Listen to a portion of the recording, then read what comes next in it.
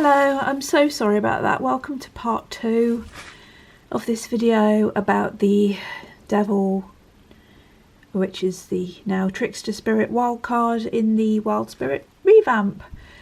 I would never usually leave my phone on, but this is a time when I would need to answer my phone because there could be an important message about what's happening with Gary. So please forgive me for that. Normally I would have all my phone switched off, my landline and my little binky Nokia. Hello, say hello to my Nokia. Hello.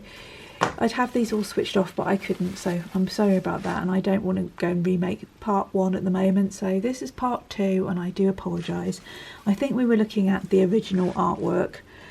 I wanted to include the elements first of why I did this. So let's just move him up here a minute. I think it's easier, maybe. Yeah, I wanted there to be a crossroads in this version. Now, in the original, got my gloves back on. In the original, there was no crossroads, no road, no nothing. There was just kind of a background which suggested smoke and perhaps leaping beings coming out of the fire. So in this one, I wanted to consider more elements that would give clues to the card's meaning. Now, the crossroads is often associated with the kind of devil figure standing at the crossroads, sort of where you're going to make a deal with him, perhaps. I'm thinking of Robert Johnson and that mythic story. But it is a kind of crossroads, are kind of those places, and it is a point of, you know, are you going to go my way or are you going to not do this thing, you know? But I thought that would not work in this picture. It would look quite, perspective would be all wrong and it would look quite weird. So what I thought as a compromise was, as I would have a road leading out of the picture with darkness behind it. It's got lots of nice ferns and grasses around it, but it's like, are you going to follow the tune? He's like the Pied Piper in a way. He's like the Pied Piper leading you around the bend. Now, if anybody knows the expression around the bend, it means if you're driving someone around the bend, you're driving them insane. But it also came from Victorian asylums in Britain were built down great big long driveways, and once you got around the bend, you were kind of going into the asylum itself. So you're driving somebody around the bend into the insane asylum, and that's kind of, I think that's true. It might be another myth. If it is, it's still a good one. It still works as an analogy. So yes, I wanted to have that in there because he could literally drive you round the bend and get you to lose your wits and do something very silly. Not because he's bad or evil or devilish or anything else, but just because that's how he is. He's playing the tune. It's up to you whether you do a dance to it, whether you leap about, whether you walk away, or whether you continue and go round the bend. Yes, I think we know the deeper meaning of this card. I'm just showing you the elements that I've included in this Wild Spirit Revamp. Right, he has now got... Where are you, Mr. Original? In the original, he had a generic wooden violin made of I don't know what. In this one he has a purple violin fiddle. He has a fiddle, a purple, there we are, focus. He has a purple fiddle. Why has he a purple fiddle? Because of Ed Elaine Johnson. Now if you check through my channel you'll find a video of Ed Elaine Johnson playing his purple electric violin. His music has been a great influence on me, especially his Oxford Suite from the Purple Electric Violin Concerto. I think that was the first thing, maybe the first thing he ever did. Very, very wonderful piece, very evocative, and I thought I would just give a little nod to him by putting that in there. And it also fits with this character because he is very flamboyant. He would have a purple violin. Why would he have a boring normal one after all? And yes, so his whole costume has... I've got to keep fishing my little original fellow out. His costume was quite sort of snazzy and ragamuffin-y. I love that word, ragamuffin-y. And in the original Wild Spirit card of the fiddler, he was kind of tattered and torn and had big boots and a little bit of a gypsy rogue. But this one has gone full on He really is the rogue. He's kind of David Essex, kind of gone wild, if you like. That's not who I based him on, but I did think of him when I did the big earring and the kind of cheeky, chappy, look. Although, when you get close to this fella, you realise he's not as young as you think. He is an illusionist, after all. He's a trickster. Lots of grey in his beard. He's not the young man you might think from a distance. His posture and his clothes and everything, but he's not quite the young man. He's a mature fellow. And I think that's part of the character that he's portraying here. He's putting a glamour over himself for you, really. But if you give him a good hard look, you'll find out he's not quite what he appears to be. I do put such a lot into the thought of these cards. There's so many layers of meaning in here, and I love explaining them to you so that they're not overlooked, because some of them are so subtle that I can't blame you if you overlook them. We get his patched up trousers still with the holes in the knees, and his little patchwork bag, and he's got some very snazzy purple boots now, which match up with his purple violin. But if we go down here, you can see that I actually had a problem. I ripped the page, so I've had to completely revamp this bit when I went onto the computer stage to do the final version with the wording on the card and the tidying up that I have to do. For instance, making his face a bit less wrinkled and making it a bit more smooth. Anyway, we'll come to the printed version in a minute. What else can I tell you? Yes, the stony ground has importance because there's lush grass in the background, but the stony ground is where the roots of the yew tree and the stony ground are where he's dancing. Because he's on stony ground, he's kind of leading you from the stony ground onto the darkened path and away from the nice lush green grass, because that's he's fraught with potholes, dangers, diversions, things you could trip over. He does get a bit of a kick out of tripping you up, but not in a bad way. He just wants you to learn from your mistakes, and he's not a bad character. His story would explain that in the accompanying book. He is not bad. He's playing his part. This is what his purpose is in the world, is to tempt you, is to confuse you, to tempt you, to lead you astray, to get you to make choices to be your best self. That's what his things are. And in the way, he puts obstacles. He puts obstacles in your path. That's what he does. We could go into the meaning over and over again, but I'm just telling you what I've managed to include in here. Why the fox, we ask. Now, the fox is considered to be a cunning character who does naughty, bad things, although he's just being a fox and doing what he has to do to survive. But he has a bad reputation, so much so that really hideous people want to exterminate him in gruesome ways. Here we see the fox is not snarling, he's not doing that, he's actually sort of grinning. The fox is enjoying this, it's all good fun. There's a lot of fun in this card. It's not scary. It's not scary in any way. There's a wink to it, and there's a grin to it, and there's a lot of kind of cheekiness to it. It's like, I just remember that Lenny Kravitz title from ages ago, Are You Going to Go My Way? That's kind of what he's saying, you know. I wish I was on form, because I'm not on form. I don't know whether I'll ever be on form again, so I'm just doing this now because I might be even less on form if I tried to do it again.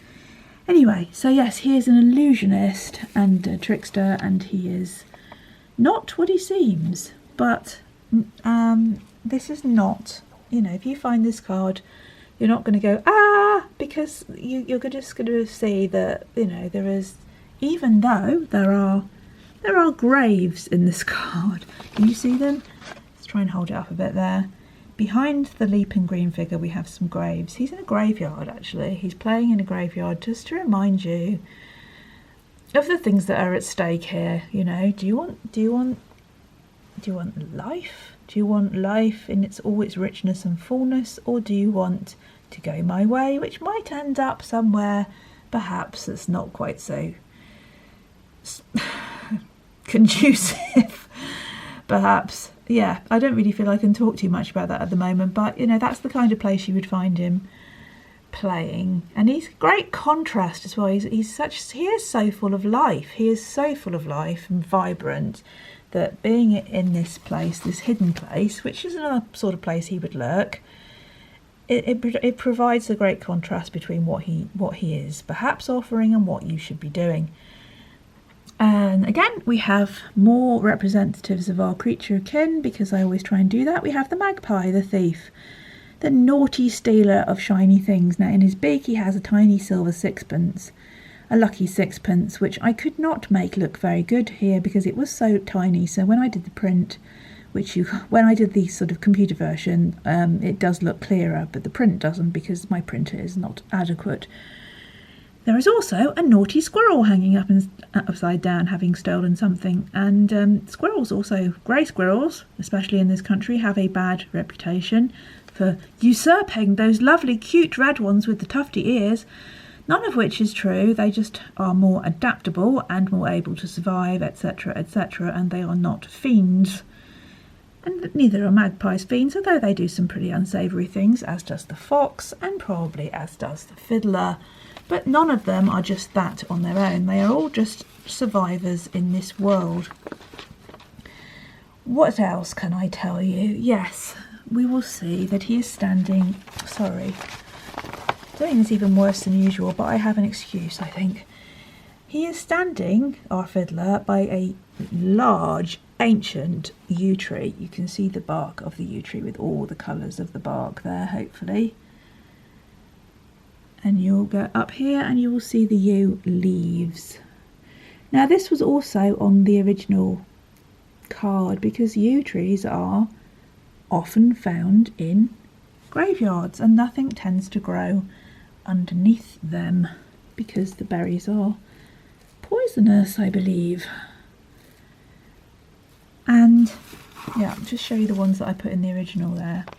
You look at the top there, you can see there are yew leaves, and he is standing by a yew tree, but this one is much easier to tell it's a yew tree because I worked very hard on getting the bark's colours and shapes to look much more yewish.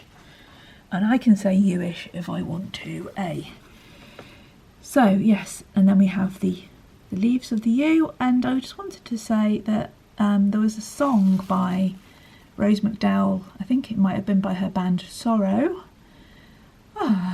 and it was called Under the Yew Possessed, and I just thought that was a wonderful subtitle for this card. Under the Yew Possessed. Now he's not possessed, but it's a kind of, not possessed in any traditional sense, but he could possess you with his charm, with his persuasion, with his music, with his whatever that he's weaving on you, his glamour. It's not about demonic possession, it's not about any kind of sort of in that Christian hellish sense, you know, none of the tarot is about that at all whatsoever, but it is about, you know, the flip side. There is a flip side to everything, and he's offering it to you if you're daft enough to take it. Yeah, it just means, I mean, there's a road out. There's, you know, it's not the road of no return, but you will be in the dark for a while if you go his way. So yes, Under the Yew Possessed. Please remember that I'm showing you the original drawing here, just to prove to you that I do work on the original drawings, and it's just not computer generated. There are computer elements to it, but they are very minimal because I can't work at a computer because of the pain, physical pain, so I keep that to the very minimal, and also because I want it to be hand drawn as much as possible. But there are tweaks and tidyings and addings of lettering that I need to do on the computer. So there we go. Right, the element. Have we touched on the element? Yes, we have. The season of the card. I don't know what the season of the card would be, but I suppose you could say this card would be autumnal, but I don't know. I don't really know that I could describe it. I should think it is because, you know, that's how it appears to me, and he's like this autumnal going towards winter, but he's like this flash of, you can't blame yourself for being drawn in by him because he's this marvellous flash of colour and life and light and ooh, yeah, and he's pretty charming. Be no good if he was all kind of gnarled and scary looking, would it? Because you wouldn't pay any attention to him, you'd run away. And yeah, he might like it if you run away, might give him a bit of a giggle, but that's not... yeah, I think this is more about tricking. Trick or treat, really. Not that I like that, because it's a kind of imported thing that happens here in the UK, when we used to just have nice simple things like duck apple night on Halloween. Anyway, that's just me grousing and griping about things that are changing that I don't particularly like. People going round knocking on people's doors in droves. My friend had 74 people come to her door last year wanting things from her when she probably doesn't even know any of them anyway. Right, so this whole energy of the card is important, and I think I put more into this than I've done in any of the ones so far. It was really hard to do. I gave myself an enormous task because all those yew leaves, the detailing on the magpie, the detailing on the squirrel, all the background with the ivy and everything, his patchwork trousers, the yew bark, the fox, everything was very detailed, and it took me many a day of grueling over it. So right, we'll now compare. Who are we going to compare it to? I think we'll compare it to him. Right, which is the one that's closest? Right, okay, I will explain while I'm just wafting this over here. Right, so we have 3 here. Come back up here so you can see the 3. That needs to be lifted up a bit. Okay, there we go. So the one on the far left fills the whole picture up, but it cuts some of the bits off. I'm probably shaking and I'm sorry for that. It cuts some bits off. So I did another one, and this time I got 2 white strips at the bottom and the top. But I think we'll stick with that one. This is the 3rd one I did where I got more of the image in, but I still... Yeah, okay, well look at this one, because I got more of the image in, but I also got a white border, which I don't know how I'm going to resolve this in the end because it's just so difficult. So now we have the title, Trickster Spirit, and the subtitle, Wild Card. Now, I don't know whether you remember from a few videos back of my revamps, I have said that all of them are going to involve the word spirit and wild now, because it is the Wild Spirit revamp of the Wild Spirit deck. Therefore, they are Trickster Spirit Wild Card. And they will all have that in it. Now, I don't know what you think of that, because it was called just Fiddler Wild Spirit. Let's look at him again. Fiddler Wild Spirit. But I wanted him to be called Wild Card because he is the wild card and he is a Trickster Spirit. So I hope that works. Leave your comments for me and let me know what you think. Right. Okay, so this is the printed version. So the colours have gone really, really, really wishy-washy. But it allows us to see the whole thing mostly finished. I got to patch up that bit of stony ground at the bottom. There we go. What else did I get to do? Just tidy up some of the yew leaves, I think. Not a great deal. Oh yes, and I gave him his other face. Right, let's see if we can get... Oh dear, now he looks all distorted. Yeah, this one is just slightly different to the other one, and it hasn't got all the runkles. But the... compare them. Here we go. So one on the left, one on the right. Now obviously the one on the right looks better because it's brighter, but if I made that one brighter, i.e. if my printer was able to make it brighter, then you would see that that was just as good as that one, only it's not got all the kind of wrinkly paper mistakes in it. So if you can look at my Twitter image for it, then you will be able to see it better. I worry because I put the end of the bow right up to the end of the paper, a mistake. So when that gets done, we'll lose the end of the bow. I don't think that's the be all and end all of everything, but there you go. Let's just put them side by side. It's becoming very difficult to do this because I'm just not myself at the moment, understandably. How we didn't do it like that. I know, I think I'm going to move this over here so it's less dark, less light. Right, let's look at him now. That's probably better. So this is printed version.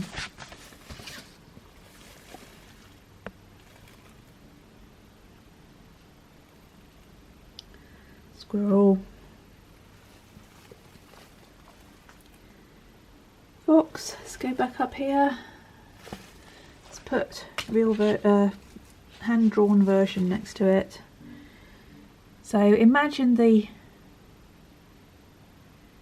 this one, the finished one, in that kind of vivid colour, and I think it'll be rather smashing.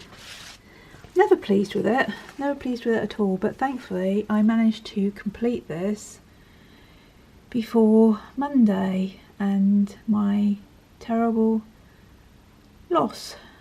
Right, I'm going to just stop there, I think. I'm going to make another video in a couple of days and it will explain things to you that I can't explain here. I just wanted you to see this, with me being relatively normal. Not really. Just please take my word for it that if I didn't do it now, I might not do it again. Let's try and get that flat. Sorry. It's probably the least professional video I've ever done. Okay, so on the left we have the printed, and on the right we have the original, and hopefully you can see those without it getting too cut off. So yes, I will be making another video in a few days. Please watch that if you can. I hope you've enjoyed this, and it's... Sorry, I'm finding it difficult to speak now. Yeah, I felt like I wanted to just do this because it gives a little bit of worth and honour, and dedicated to Gary. Not that he was this man, but he was this man. He was this man. Anyway, lots of love. Please come back for the other videos. I do deeply apologise for the fact this was not up to anywhere near my usual kind of standard of anything, but it's the best I could do. You know, if I was getting a review out of 10 for the professionalism, it would probably be none out of 10. If you can get that. But if you wanted market for authenticity and keeping it real, then I might have got a higher mark. Who knows? There's all three of them, 2 printed, and we'll just stop there because I'm going to get cut off now. Okay? Lots of love to you all. Lots and lots of love to you all. All I can say is take care of the ones that are closest to you, because you never know how long you've got. Love you. For all our relations, stay free.